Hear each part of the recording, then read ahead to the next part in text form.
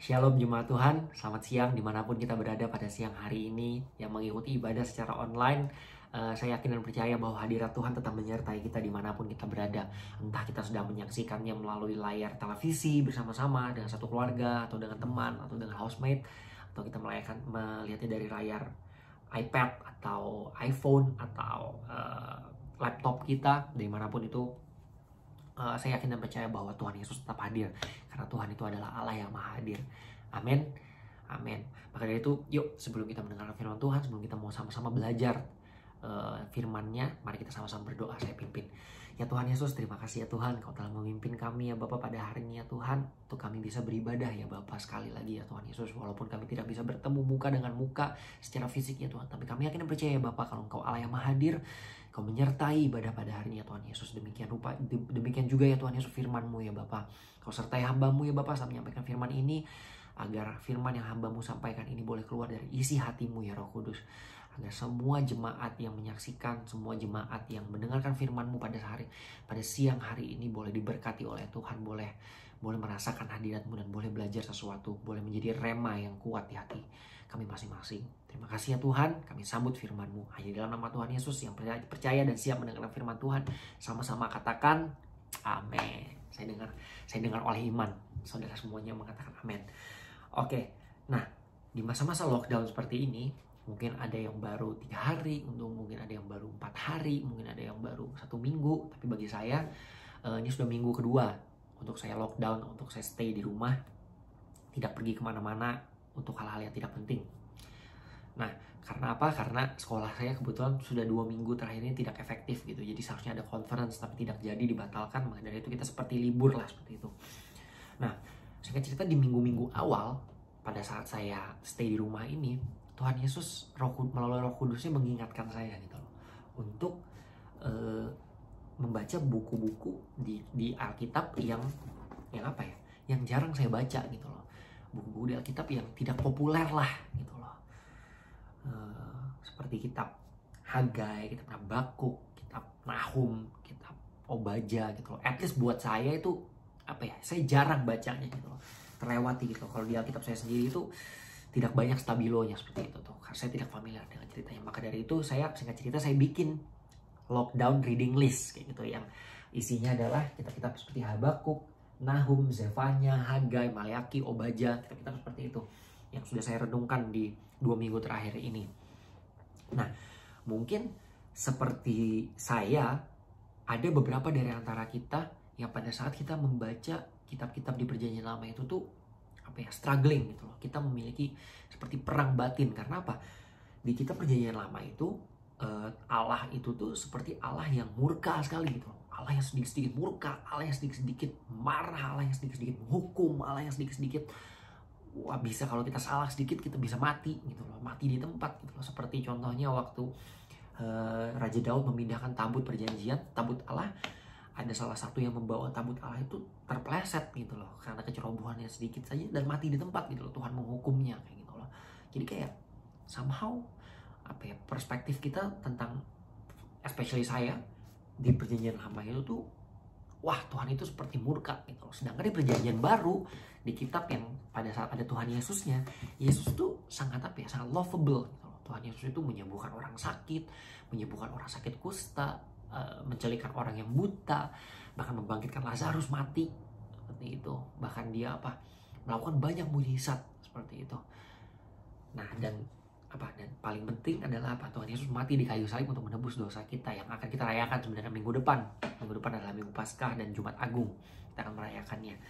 Nah, jadi seperti ada apa ya, seperti ada perang batin gitu di Alkitab yang sama, seperti ada 2 pribadi yang berbeda gitu, Tuhan Perjanjian Lama dan Tuhan Perjanjian Baru gitu loh. Terus saya merenungkan, saya bolak-balik lagi, ya Tuhan, ajar aku ya Tuhan Yesus untuk mengerti hatimu, untuk melihat isi hati Bapa. Seperti itu. Saya baca, akhirnya saya setelah saya ulang-ulang, oh iya, tidak kok gitu loh. Tuhan Allah itu Allah yang sama dahulu, sekarang, dan selama-lamanya. Tuhan itu Tuhan yang sama sebelum Yesus masuk ke dunia ini. Allah itu tetap Allah yang sama, Allah yang penuh kasih, Allah yang penuh rahmat, Allah yang penuh mujizat, Allah yang suka memberkati kita, Allah yang mencintai kita, Allah yang mengasihi kita. Amin.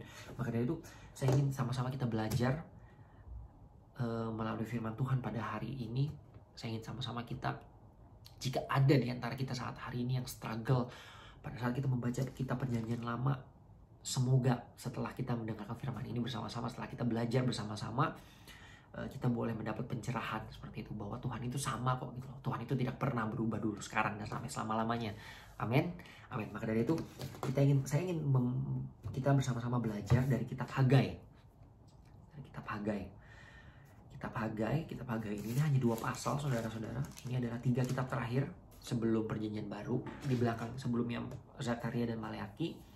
Sedikit background cerita tentang kitab Hagai. Jadi pada tahun 586, kurang lebih 586 sebelum Masehi atau BC, before Christ, sebelum Masehi, bangsa Israel itu dibuang oleh bangsa Babilonia, yaitu namanya pembuangan Babel. Ya kan, bangsa Babilonia datang ke Yerusalem, menyerang dan menghancurkan bait Allah di tempat itu. Saya cerita mereka dibuang bangsa Babilonia itu, kalau kita di masa sekarang ini kita sebutnya sebagai Irak. Seperti itu, mungkin ini sedikit pengetahuan. Nah, singkat cerita 70 tahun kemudian bangsa Babilonia ini runtuh, hancur, kolaps mereka, dan diambil alih oleh bangsa Persia yang dipimpin oleh Raja Kores. Pada saat itu kita bisa melihat cerita ini di kitab Ezra di Perjanjian Lama juga, itu lebih detailnya seperti itu. Nah, tahun 520 sebelum Masehi, which is 70 tahun setelah pembuangan itu, bangsa Persia memimpin memimpin Yerusalem, maksudnya menduduki Yerusalem. Dan oleh rahmat Tuhan, bangsa Israel, umat Israel yang waktu itu berada di pembuangan, disuruh masuk kembali, diizinkan untuk masuk kembali ke dalam Yerusalem. Seperti itu. Nah, akhirnya mereka masuk kembali oleh rahmat Tuhan. Nah, akhirnya mereka tinggal di sana selama 15 tahun. Mereka tinggal di Yerusalem. Segenap bangsa Israel ini, mereka sibuk untuk membangun kota mereka. Mereka sibuk untuk membangun rumah mereka masing-masing. Mereka membangun rumah mereka sangat indah, tetapi rumah Tuhan atau bait Allah tetap reruntuhan, tetap puing-puing reruntuhan, tidak terurus. Seperti itu. Nah, maka dari itu Tuhan mengingatkan bangsa Israel melalui perantara Nabi Hagai. Maka dari itu kitab Hagai ini ada. Yuk kita baca bersama-sama dari Hagai pasal yang pertama. Ayat yang pertama ya. Kita baca, saya pimpin. Ajakan untuk membangun kembali bait suci. Pada tahun yang kedua zaman Raja Darius, dalam bulan yang ke-6 pada hari yang pertama bulan itu, datanglah firman Tuhan dengan perantara Nabi Hagai kepada Zerubabel bin Sealtiel, Bupati Yehuda, dan kepada Yosua bin Yosadak, imam besar. Bunyinya, beginilah firman Tuhan semesta alam. Bangsa ini berkata, sekarang belum tiba waktunya untuk membangun kembali rumah Tuhan. Maka datanglah firman Tuhan dengan perantara Nabi Hagai, bunyinya, apakah sudah tiba waktunya bagi kamu untuk mendiami rumah-rumahmu yang dipapani dengan baik, dengan mewah maksudnya. Sedang rumah ini tetap menjadi runtuhan. Rumah ini, rumah Tuhan, tetap menjadi runtuhan. Oleh sebab itu, beginilah firman Tuhan semesta alam. Perhatikanlah keadaanmu. Kamu menabur banyak tetapi membawa pulang hasil sedikit. Kamu makan tetapi tidak sampai kenyang. Kamu minum tetapi tidak sampai puas. Kamu berpakaian tetapi badanmu tidak sampai panas. Dan orang yang bekerja untuk upah, ia bekerja untuk upah yang ditaruh dalam pundi-pundi yang berlobang.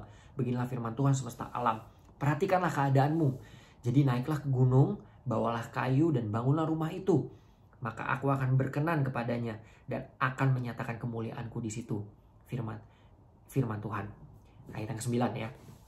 Kamu mengharapkan banyak tetapi hasilnya sedikit. Dan ketika kamu membawanya ke rumah, aku menghembuskannya. Oleh karena apa? Tuhan bertanya. Demikianlah firman Tuhan semesta alam. Oleh karena rumahku yang tetap menjadi reruntuhan, sedang kamu masing-masing sibuk dengan urusan rumahnya sendiri. Amin. Wow, pada saat saya membaca ini, saya melihat hati Tuhan seperti itu. Saya melihat hati Tuhan. Maka dari itu, Perjanjian Lama dan Perjanjian Baru ini, mereka saling menguatkan. Saya ingat kitab di Perjanjian Baru, yaitu kitab Yakobus pasal 4 ayat yang kelima. Teman-teman boleh cek kitab Yakobus pasal 4 ayat yang kelima. Itu dikatakan roh yang ditempatkan Allah di dalam diri kita itu diingininya dengan cemburu. Jadi Allah itu menunjukkan kecemburuannya seperti itu melalui perantara Nabi Hagai. Bagaimana tidak cemburu? Dengan rahmatnya dia mengizinkan bangsa Israel kembali balik kampung gitu loh, ke Yerusalem. Tapi Tuhan kasih waktu 15 tahun. Mereka nggak bangun-bangun rumahnya seperti itu loh. Mereka sibuk untuk membangun rumah mereka sendiri. Mereka sibuk untuk membangun rumah mereka masing-masing gitu loh. Mereka membangun rumah mereka dengan megah. Nah, tapi di sini juga saya belajar. Kita apa ya? Pada saat saya membaca ini, di dalam diri saya itu seperti apa ya? Mudah sekali untuk saya menjudge atau menghakimi gitu loh. Aduh, bangsa Israel, kamu kok bodoh banget sih? Kamu kok parah banget sih? Kamu kok nggak tahu diri sih? Kamu kok sudah ditolong Tuhan gitu loh. Mudah sekali untuk sebagian besar daripada kita untuk menghakimi bangsa Israel. Bagi kita mudah karena apa? Kita membaca the big picture gitu loh. Kita membaca kisah awal dan akhirnya seperti itu loh. Bagaimana bangsa Israel ujung-ujungnya ditolong oleh Tuhan. Tetapi saya rasa di antara kita saat ini ada yang seperti itu gitu loh. Kita ini berada di tengah-tengah ketidakpastian gitu loh. Kita pun tidak tahu gitu loh. Bukannya kita dengan sengaja gitu, kita tidak mau membangun bait Tuhan, tetapi kita dialihkan aja gitu, kita sibuk dengan urusan kita masing-masing seperti itu loh. Jadi yuk kita sama-sama merenungkan. I'm wondering kisah bangsa Israel itu seperti kita saat ini gitu loh. Sudah berapa hari Tuhan izinkan kita untuk berada di rumah? Sudah berapa hari Tuhan izinkan kita untuk beristirahat di rumah? Sudah berapa hari kamu menganggur ya? Sudah berapa hari kamu bilang bosan di rumah, tetapi kamu tidak membangun mezbah Tuhan? Mungkin Tuhan mengingatkan kita gitu loh. Mungkin kita itu seperti bangsa Israel pada zaman dulu, 15 tahun gitu loh. Beberapa hari sudah Tuhan izinkan kamu di rumah, tapi kita tidak berbuat apa-apa untuk membangun mezbah doa kita kepada Tuhan. Amin. Nah, jadi saya rasa apa ya? Kita harus berhenti. Kita harus belajar untuk tidak mudah menghakimi bangsa Israel, melainkan kita bercermin apakah bangsa Israel itu seperti diri kita sendiri. Seperti itu. Amin.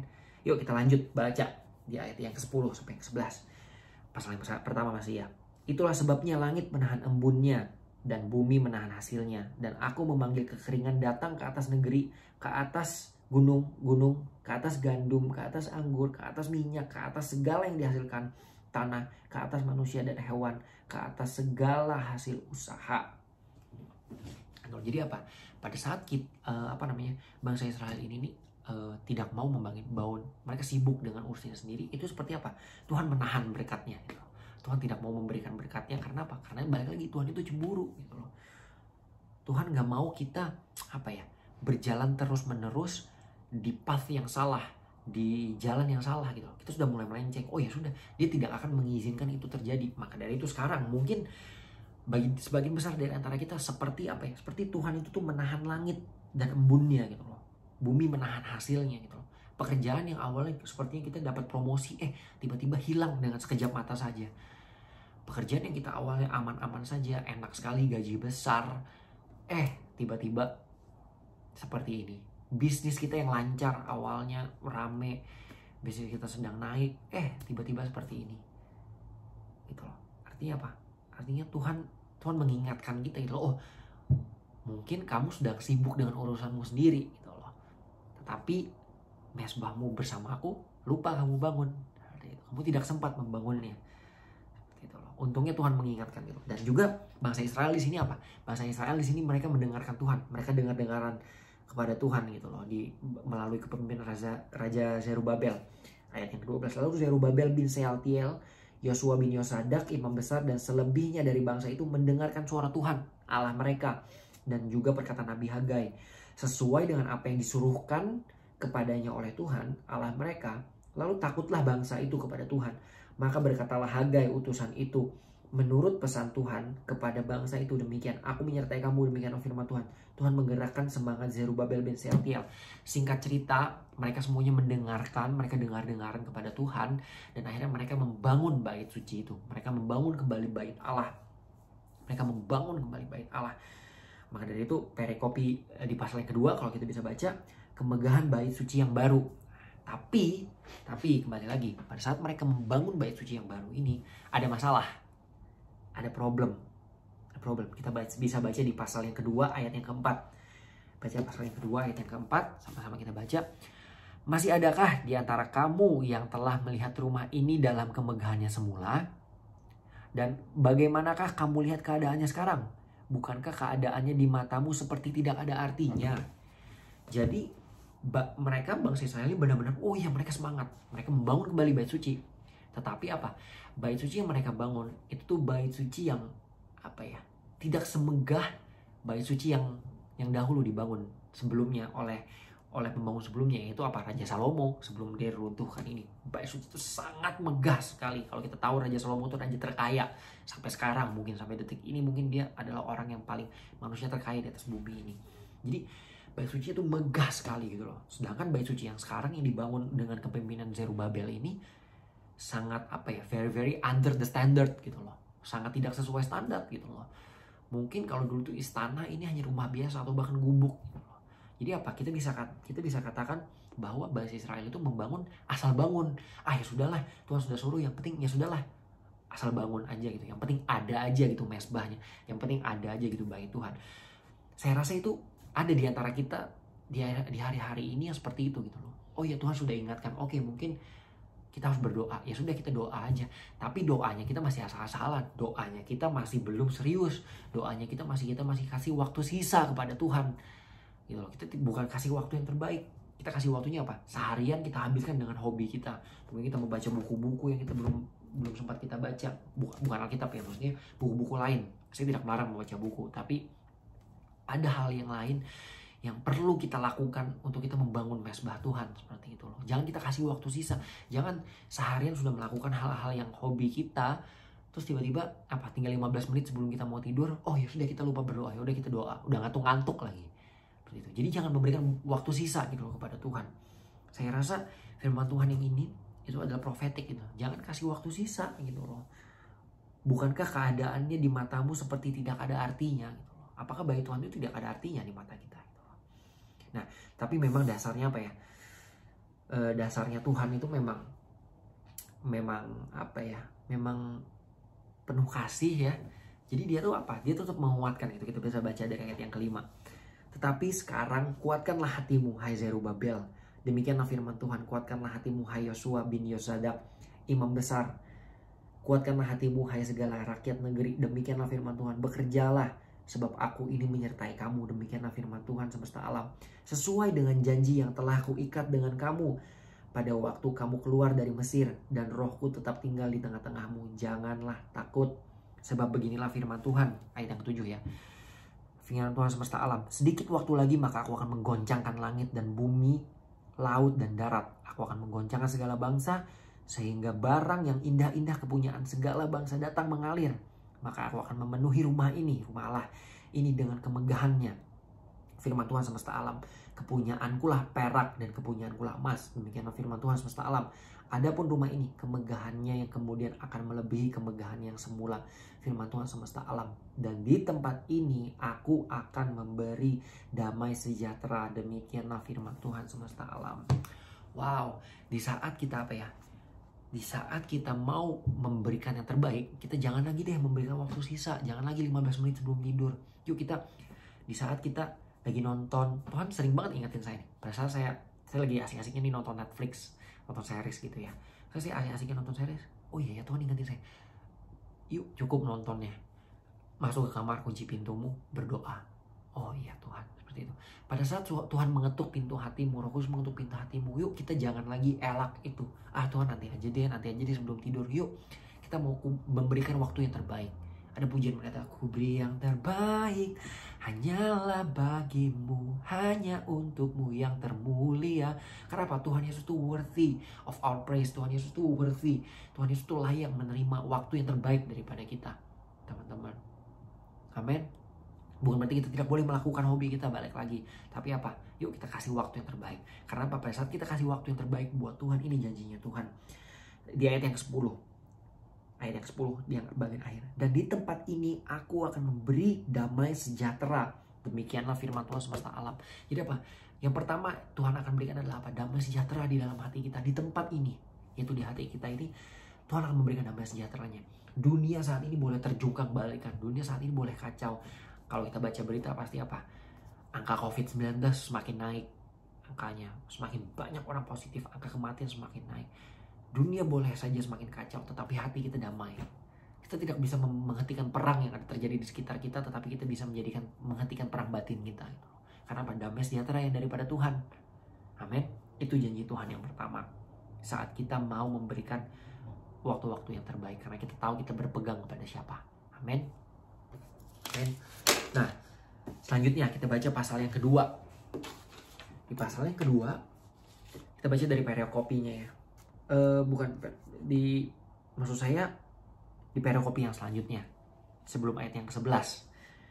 Pembangunan bait suci terancam oleh ikut sertanya orang-orang najis.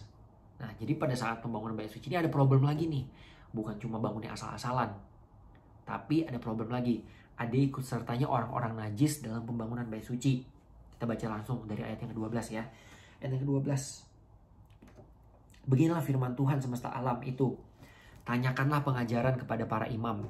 Andai kata seorang membawa daging kudus dalam punca bajunya, lalu dengan puncanya itu ia menyentuh roti atau sesuatu masakan atau anggur atau minyak atau sesuatu yang dapat dimakan, menjadi kuduskah yang disentuh itu?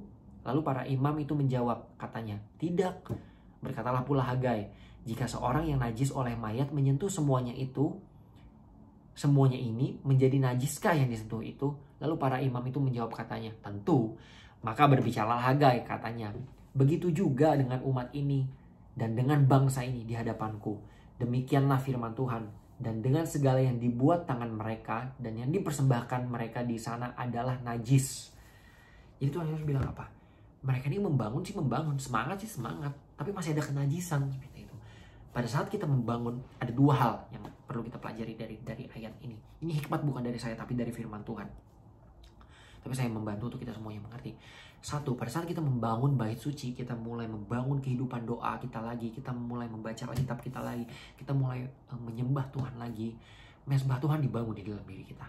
Kemegahan Tuhan akan segera dibangun. Tetapi semua ini adalah kenajisan bagi Tuhan di saat apa? Kita masih mempertahankan dosa-dosa favorit kita. Dosa-dosa yang masih kita mau simpan gitu. Kita tidak mau akui di hadapan Tuhan. Maka dari itu, yuk pada saat kita mendengarkan firman Tuhan pada hari ini, saya tantang kita semua jemaat Tuhan untuk apa? Untuk kita bertobat kepada Tuhan. Kita mengakui dosa kita kepada Tuhan. Di Yohanes, di kitab Yohanes di Perjanjian Baru dikatakan apa? Jika kita mengakui dosa kita, Tuhan itu adalah adil dan setia. Dia mau mengampuni kita. Dia itu adil, dia itu setia kepada kita. Amin, saudara-saudara. Maka dari itu poin yang pertama. Poin yang kedua, kenajisan itu adalah kalau kita baca di kitab Esra, itu adalah apa?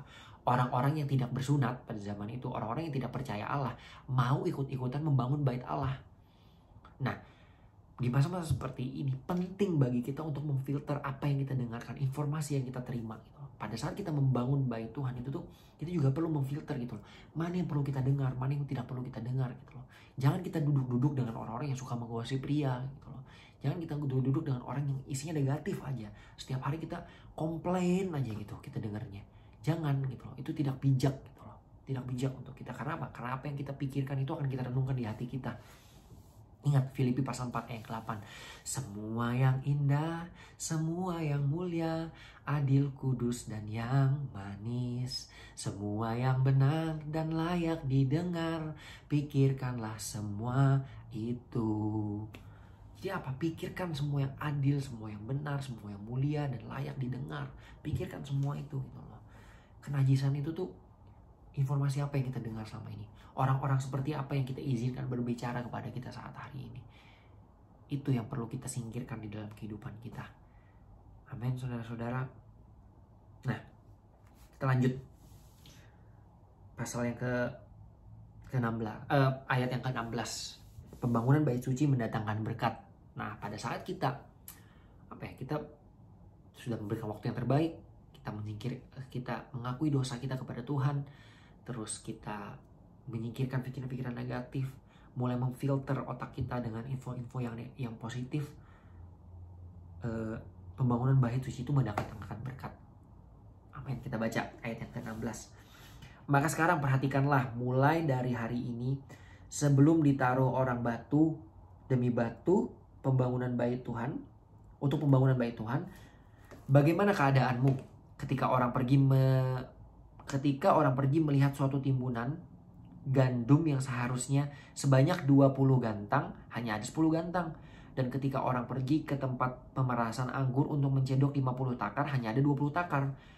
Aku telah memukul kamu dengan hama dan penyakit gandum dan segala yang dibuat tanganmu dengan hujan batu. Namun kamu tidak berbalik kepadaku, demikianlah firman Tuhan.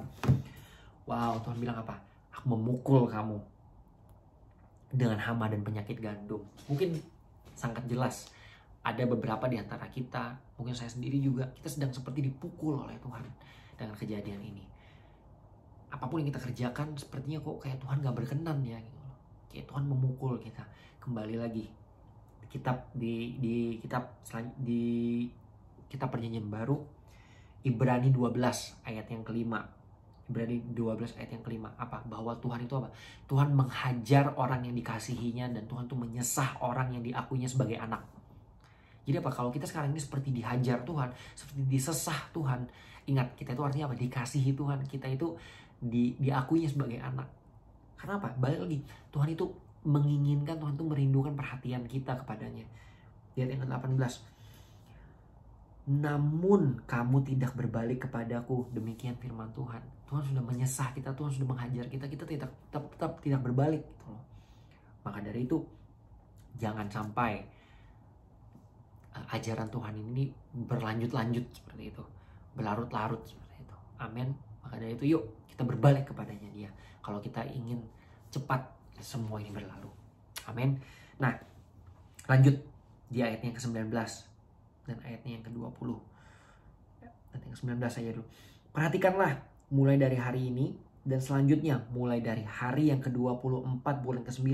Mulai dari hari ini diletakkannya dasar bait Tuhan. Perhatikanlah. Nah, ini menarik. Di satu ayat ada 2 kali disebutkan perhatikanlah. Perhatikanlah mulai dari hari ini. Dan yang terakhir itu mulai dari hari ini diletakkannya dasar bait Tuhan. Perhatikanlah. Kalau saya cari tahu, perhatikanlah apa ya gitu loh. Tuhan Yesus tuh gak iseng gitu loh. Tuhan tuh gak iseng taruh kata-kata pengulangan itu 2 kali gitu loh. Karena Tuhan kita tuh bukan pelupa, ya kan? Jadi ini pasti ada artinya. Pada saat saya baca, saya cari tahu apa bahasa aslinya. Bahasa aslinya itu adalah sum, S-U-W-M. Dalam bahasa Hebrew, dalam bahasa Ibrani adalah S-U-W-M. Dan itu artinya bisa jadi itu ada banyak artinya. Perhatikanlah itu. Salah satu arti yang mengena menurut saya adalah transform into. Jadi sum itu, perhatikanlah itu sama dengan transform itu. Berubahlah gitu loh. Berubahlah. Di kitab Roma pasal yang ke-12 ayat yang kedua. Balik lagi ke Perjanjian Baru nih. Janganlah menjadi serupa dengan dunia ini, tetapi berubahlah oleh pembaharuan budimu sehingga kamu dapat membedakan manakah kehendak Allah, apa yang baik, yang berkenan kepada Allah, dan yang sempurna. Balik lagi, Tuhan bilang apa? Berubahlah oleh pembaharuan budimu. Seperti itu. Jadi perhatikan itu apa? Berubahlah gitu loh. Berubahlah mulai dari hari ini dan selanjutnya. Berubahlah pada saat kita membangun keputusan, oke Tuhan, aku ingin membangun mesbah bersamamu. Teman-teman, baca Alkitab seharian penuh, berdoa seharian penuh, menyembah Tuhan seharian penuh, tidak ada artinya kalau kita tidak memutuskan untuk berubah. Tidak ada artinya semua ini. Amin. Maka dari itu kita harus mengambil keputusan, oke Tuhan, aku mau berubah. Dari apa? Dari yang dulu menjadi yang sekarang, seperti itu. Yang dulunya pasti lebih buruk daripada yang sekarang itu, untuk menjadi yang lebih baik. Firman Tuhan, kalau Tuhan datang kepada kita tuh pasti untuk kebaikan kita, teman-teman, bukan untuk kebaikannya Tuhan kok. Amin. Maka dari itu lanjut ke ayat yang ke-20. Apakah benih masih tinggal tersimpan dalam lumbung, dan apakah pohon anggur dan pohon ara, pohon delima dan pohon zaitun belum berbuah? Jadi Tuhan apa maksudnya? Ujilah aku gitu loh. Pada saat kamu berubah, apakah tidak semuanya menjadi lebih baik? Gitu. Mulai dari hari ini aku akan memberi berkat. Itu janjinya Tuhan. Itu janjinya Tuhan. Amin. Dan apa ya? Tuhan itu tidak memberikan kita berkat itu blok tiba-tiba, wah bos kita mungkin tidak langsung gitu. Bos kita balik lagi telepon kita untuk kembali bekerja. Promosi tiba-tiba ada, bisnis kita menjadi ramai lagi. No, mungkin tidak seperti itu gitu loh. Berkat Tuhan itu berupa janji. Teman-teman, berupa janji. Di ayat yang ke-6 tadi. Pasal 2 tadi ayat yang ke-6 ya. Sesuai dengan janji yang telah kuikat dengan kamu. Jadi apa ya? Berkat Tuhan itu tuh selalu merupakan janji gitu loh. Maka dari itu tidak sedikit dari antara kita yang kecewa sama Tuhan. Karena apa? Karena Tuhan hanya memberikan janji. Aduh Tuhan, janji terus deh. Janji terus. Karena apa? Sebagian besar daripada kita mempunyai trust issue. Mempunyai masalah masalah dengan janji. Karena konsep janji itu dirusak dengan kehidupan manusia gitu loh. Kita mungkin pernah bekerja sama dengan seseorang, dengan partner bisnis, dijanjikan ternyata tidak sesuai hasilnya dan kita kecewa. Kita pernah dijanjikan oleh pasangan kita, oleh pacar kita, mungkin oleh teman terdekat kita, tetapi dia tidak sesuai janjinya. Hey, itu manusia. Manusia bisa saja jatuh, manusia bisa saja tetap tepat janji, tapi ini Tuhan Allah semesta alam. Berkali-kali di sini Tuhan bilang apa? Inilah firman Tuhan Allah semesta alam. Dia yang menjadikan seluruh bumi ini, seluruh dunia ini. Dia yang mengizinkan hal wabah seperti ini sekarang ini terjadi pada kita di dunia ini. Jadi apa? Yuk kita jangan kecewa dengan janjinya Tuhan. Kalau kita baca di perikop selanjutnya sebelum ayat yang ke-21, janji kepada Zerubabel.